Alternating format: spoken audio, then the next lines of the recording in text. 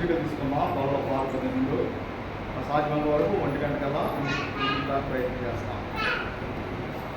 గ్రంథ వాగ్దానములన్నీ మావి, ఆది అధ్యాయము వరుస వచనము, ఆనదీయ ప్రేమ వాగ్దానములు, గ్రంథ వాగ్దానములన్నీ నావి. శ్రేష్టంబవు గ్రంథములో చోట చూచిన ఆదరణయున్నది, దుఃఖములో వాగ్దానమున్నది. విశ్వాసము ధ్యానించుడి, విశ్వాసము ధ్యానించుడి.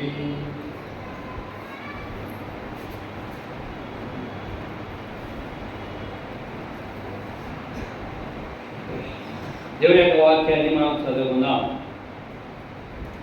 కొరింథీయులకు రాసిన మొదటి పత్రిక 11వ అధ్యాయం 24 నుంచి 28 వచనాలు అందరము కలిపి చదువుకున్నాం. కొరింథీయులకు రాసిన మొదటి పత్రిక 11వ అధ్యాయం 23 నుంచి చదువుకుందాం. 23 నుంచి 28 వరకు అందరము కలిపి చదువుకుందాం.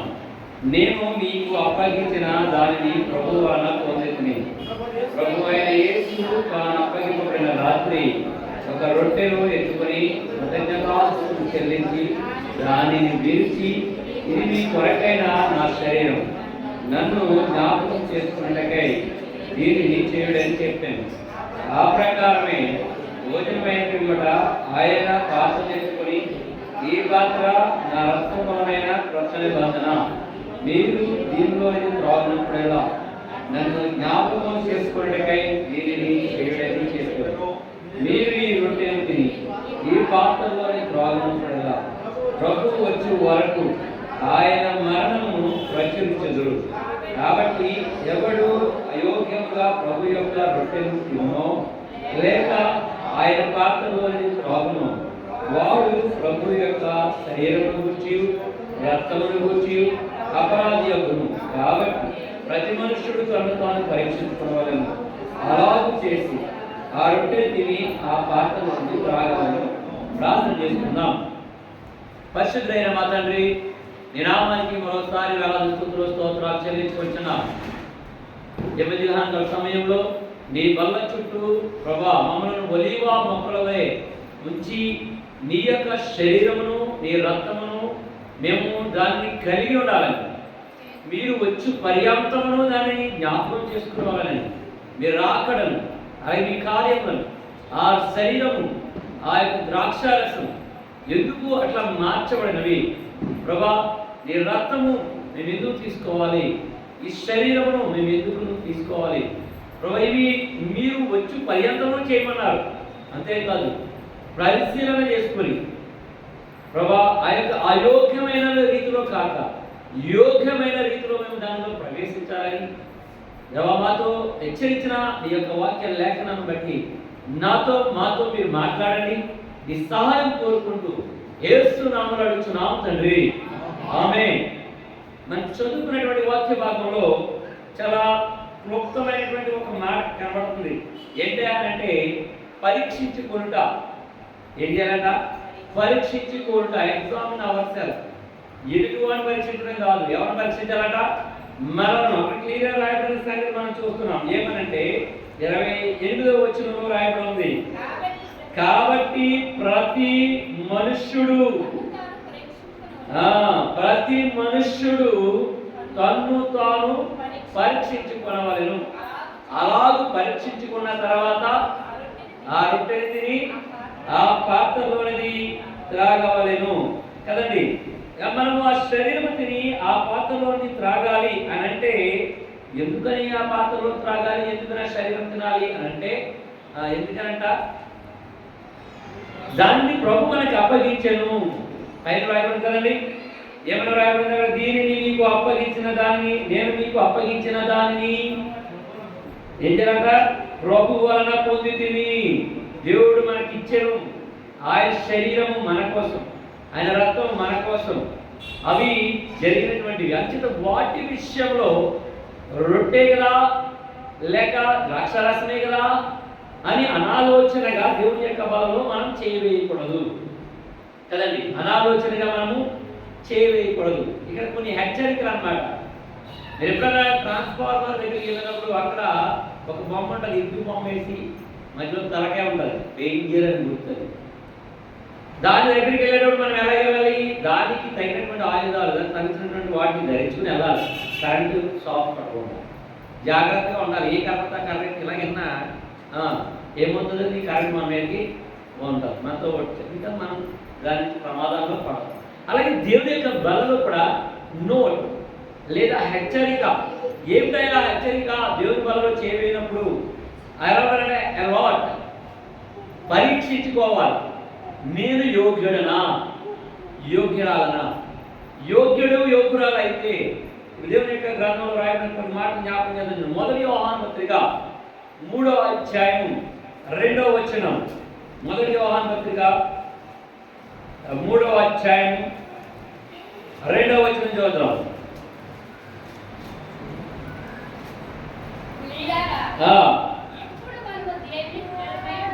ప్రియులారా, ఇప్పుడు మనము దేవుని పిల్లలమై ఉన్నాము, మనమిక ఏమవుదాము అది ఇంకా ప్రత్యక్షపరచబడలేదు. కానీ ఆయన ప్రత్యక్షమైనప్పుడు ఆయన ఉన్నట్లుగానే, ఎలా ఉంటామంటే ఆయన ఉన్నట్లుగానే ఆయన చూతుము గనుక ఆయనను పోలి ఉందమని ఎరుగుదుము. ఎవరిని పోలి ఉంటామంట? దేవుని పోలి ఉంటామంట. ఈ శరీరమును, ఈ రక్తమును మనలకి మనం పరిశీలన చేసుకుని ఆ యొక్క బలలో చేవేస్తే, ఆ శరీరం తిన రక్తము త్రాగితే ఎవరిని పోలి ఉంటాం? మనం దేవునిని పోలి ఉంటాం, ఆయనను పోలిన వారంగా ఉంటాం. అప్పుడు అందుకని మనం ఏం చేయాలట? ఆయన శరీరములను రక్తములను పాల్చుకున్నప్పుడు పరీక్షించుకునే ప్రతి మనుష్యుడును, ఇవన్నీ మీ ఇక్కడ నిలబడిన నేను కూడా పరీక్షించుకోవాలి. పరీక్షించుకోకుండా అయోగ్యమైన రీతిలో నేను ఇది కదా, నేను ఫలానా కదా అని చెప్పి దేవుని పనులు చేయడానికి అర్హులము కాదు కదండి. సో అక్కడ రాయబడిన రీతిలో మనం ఎలాంటి వారన్నమాట? ఆయనను చూస్తాము, ఆయనను పోలి ఉంటాము, ఆయన వలె మారిపోతాం. ఎవరి మారిపోతామండి? దేవుని వలె. అక్కడ మన చేతులను మనం సృజించిన దేవుని వలె మారిపోతాం కదండి. అవాదముల కంటే ముందు ఆదాము చేసేటప్పుడు తన పోలికలో ఒక నరుని చేతుమని దేవుడు ఏం చేశాడు? నేల మంటిలోంచి కొంతమంది తీసుకుని ఏం చేశాడట? ఆదామును తయారు చేశాడు. ఎవరి పోలికలు? దేవుని పోలికలు.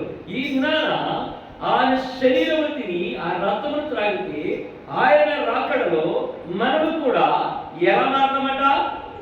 ఆయన పోలికలోనికి మారిపోతాం.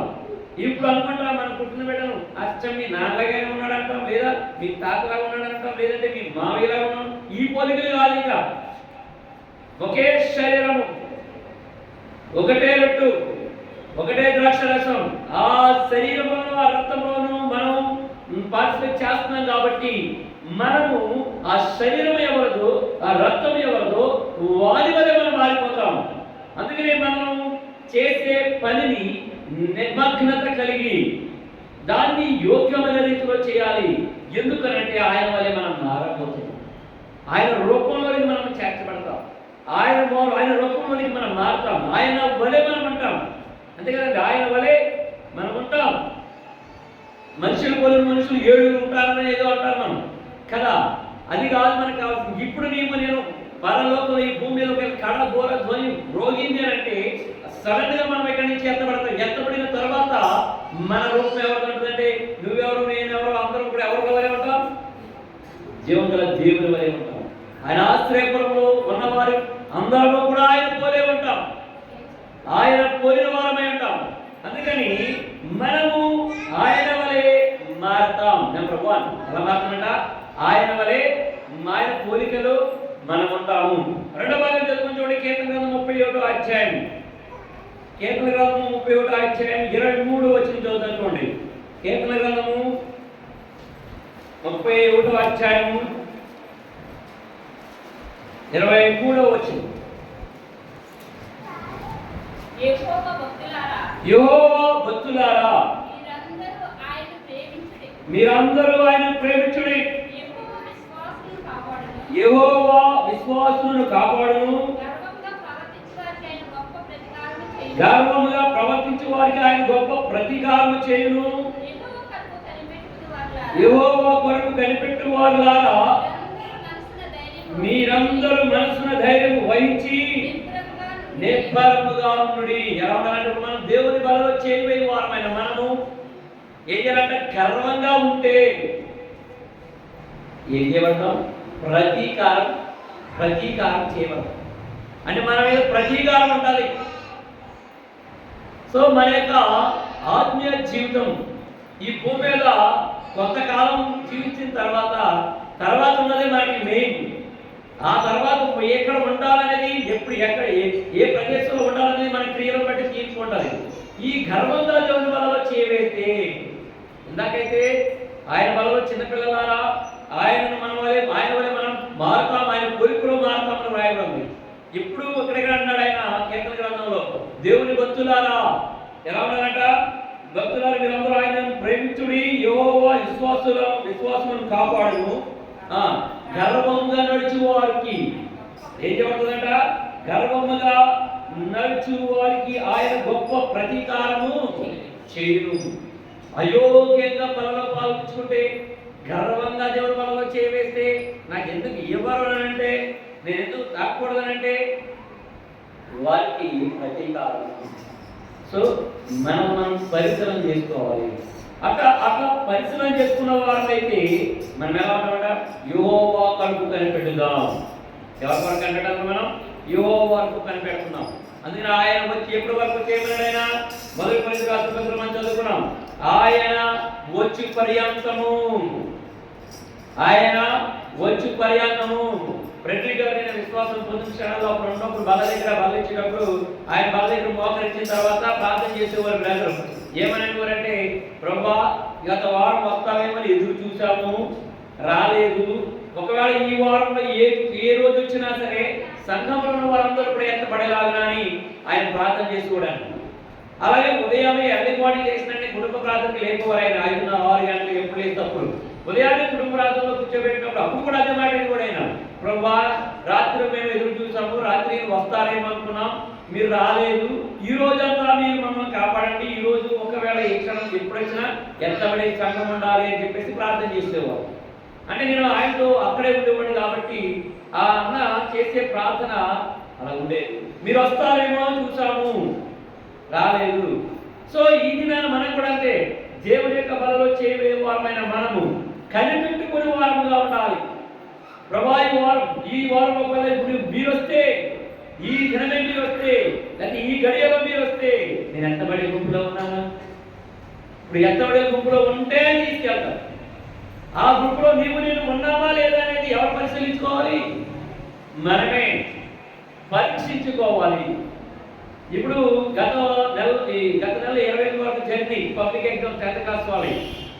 ఆ కాలంలో ప్రతి రోజు కూడా ఆ పిల్లవాడి స్టూడెంట్ని రోజు ఎగ్జామ్ మీద ఎగ్జామ్ పెట్టి ఈ పాస్ అవుతాడా, ఈ ఫెయిల్ అవుతాడా అని ఎంతో టెన్షన్తో టీచర్లు అందరూ కూడా, తల్లిదండ్రులు కూడా టెన్షన్ పడుతూ ఉన్నారు. ఆడికంటే ఎక్కువ టెన్షన్ పడేది టీచర్లు, తల్లిదండ్రులు కదండి. ఎందుకని వాడు పాస్ అవుతాడా లేదనే డౌట్. అలాగే ఈ దిన దేవుని యొక్క బలలో పాల్గొంటున్న మనం కూడా దేవుని యొక్క రాజ్యంలో, దేవుని రాజ్యంలో ఎంతబడతామా? ఎంతబడము. ఎంతబడితే ఆయన వలె మారుతాం, ఎంతబడకపోతే వాతావరణంలో మనం అంటాం. అదే మన యొక్క ఆత్మీయ జీవితం ఎలా ఉండాలంటే ఎదురు చూచి వారంగా ఉండాలి. అందుకనే యెహోవా విశ్వాసులారా ఏమన్నారంట? యెహోవా కొరకు కనిపెట్టు వారులారా. ఎవరి కొరకు మనం కనిపెట్టాలి?